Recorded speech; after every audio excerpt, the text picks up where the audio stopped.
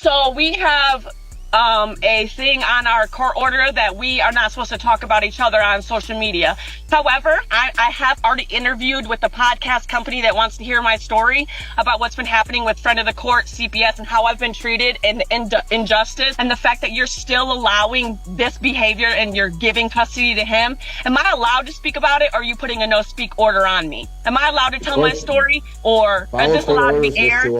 If you're not sure about following court orders, then you should consult an attorney, because yes, you violate court orders, people can be held in contempt. Ms. Sewell, do you understand the recommendation? I do understand it. I understand what's wrote. I don't understand how we got here. Okay, so you disagree with the recommendation? Absolutely. You interviewed your children. So your children are 16, 14, 13. This is not like a 6-year-old. So much more weight to be given on the thoughts and input of the children. I can guarantee you that, Ms. Sewell. So maybe you should ask yourself these questions, because obviously this is what the children want. So in case you haven't picked up on it, on the top right, we have Samantha Sewell, who is the mother, and on the bottom left, we have Aaron Atkinson, who is the father. And you just heard the judge say not only was it recommended that the children remain with the father, but then also that the 3 kids have chosen to be with the father. You'll also notice how distressed the mother's behavior is. Now, this is in contrast to the calm demeanor of the father. My children have been failing educationally for years, and he's the one in charge of getting them to school, taking them to school. He's been charged with truancy charges. My son has dropped out of school.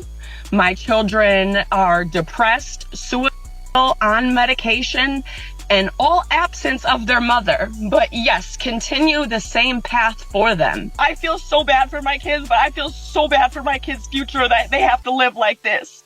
Again, crazy. Accusing your children of such deprived acts without actual evidence to bring to the court is the reason, the direct reason, why they do not like you anymore. She's fluent in emotional yapology, and her ability to cry without tears needs to be applauded.